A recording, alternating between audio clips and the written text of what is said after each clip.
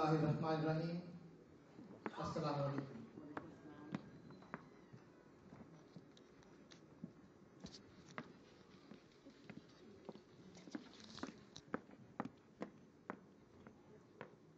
ढूंढोगे अगर मुल्कों मुल्कों, मिलने के नहीं नायाब हैं हम।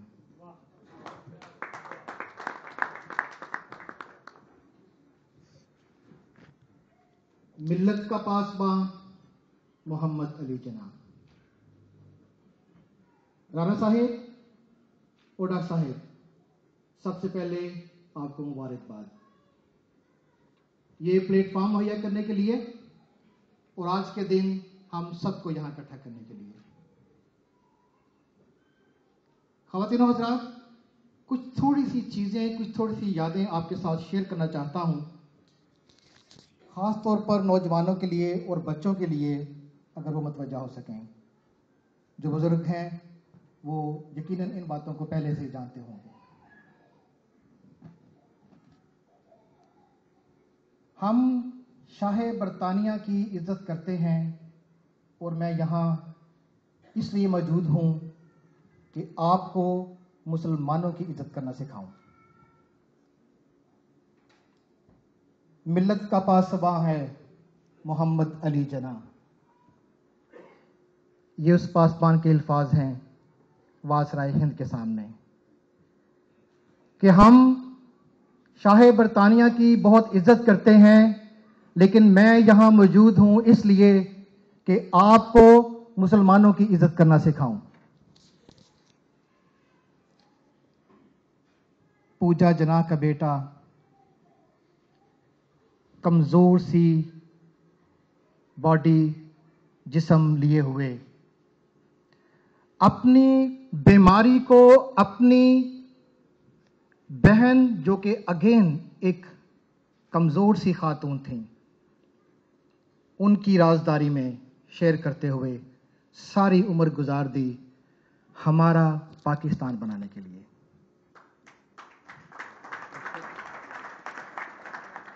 ढूंढोगे अगर मुल्कों मुल्कों, मिलने के नहीं नायाब हैं हम। ये वही कायद आज़म है अपने डॉक्टर की, अपने मुआलिज की आंखों में आंखें डालकर, वो मुआलिज जो उनको बता नहीं रहा कि आप किस मर्ज में मुब्तला हो चुके हैं। एक दिन से कहते हैं, डॉक्टर मैं टीबी का मरीज हूं, मुझे टीबी हो चुकी है ना। डॉक्टर आंखों की गर्मी की ताब नहीं ला सकते, आंखों को गिरा के कहते हैं, जी कायदे आज़म आप टीबी में मुब्तला हो चुके हैं। यह रोग मुझे मौत की तरफ ले जाएगा। जी हां डॉक्टर, हमें पाकिस्तान के बनाने के लिए और आने वाले वक्त के लिए इस मर्ज को राज बना के रखना है। लेकिन मोहम्मद अली जना, आपको आराम की जरूरत है, आप आराम कीजिए, आपको शिमला चले जाना चाहिए। नहीं डॉक्टर, मुझे पाकिस्तान के लिए उठना है। तुम वादा करो कि तुम इस राज को हमेशा राज रखोगे। मिल्लत का पासबां है मोहम्मद अली जना।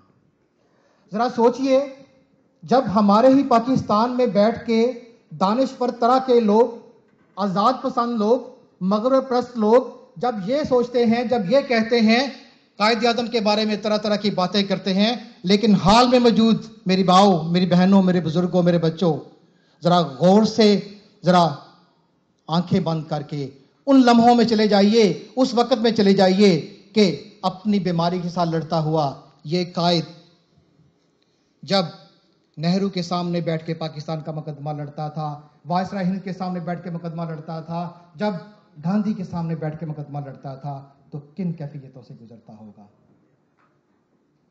अपनी शानदार जिंदगी, राणा साहब 2 मिनट चाहिए मुझे और, अपनी शानदार जिंदगी जो कि यहाँ बरतानिया में बैरिस्ट्री करते हुए बेशुमार पैसा कमाते हुए, वो छोड़ के हमारे लिए, हमारे बच्चों के लिए, हमारे मुस्तकबिल के लिए पाकिस्तान चला गया। अपनी बीमारी को भी बर्दाश्त किया, अपनी मोहब्बत को भी गवा दिया, अपने ख़ानदान के अंदर भी तकलीफ़ें बर्दाश्त कर लीं। क्या कभी हमने उसकी तकलीफ़ों को अंदाज़ा किया? वो है हमारा मिल्लत का पासबान। अपनी बेटी को इस्लाम की खातर, इक़दार की खातर, और इसलिए कि मैं जिस मकसद के लिए पाकिस्तान बना रहा हूँ, इस्लाम का पैगाम लेके मुसलमानों के लिए पाकिस्तान बना रहा हूँ, अफसोस कि तुम मेरे इक़दार को समझ ना सकी। उसको छोड़ाए और छोड़ते वक्त उन्होंने बताया कि मेरी ज़िंदगी का सबसे अजीम सरमाया, मैं हिंदुस्तान छोड़ के पाकिस्तान जा रहा हूँ। ज़रा तसव्वुर कीजिए, जब पहली ट्रेन इंडिया से लाहौर पहुंचती है, उसके इस्तकबाल के लिए जब ये मिल्लत का पासबान या जब ये नेशन का फादर जब उस ट्रेन को रिसीव करने के लिए जाता है, तो लाशों से भरी हुई ट्रेन का उसको इस्तकबाल करना पड़ता है। तो सोचिए उसकी कैफियत को, सोचिए किस कैफियत से वो गुजरे। गांधी ने जब ये प्लान बनाया कि मुत्तहिदा हिंदुस्तान का कायद आज़म को प्राइम मिनिस्टर बना दिया जाए, आप सोचिए उस वक्त मिल्लत के इस पासबान ने क्या फैसला किया कि नहीं, ये साजिश है, मुत्तहिदा हिंदुस्तान का मुझे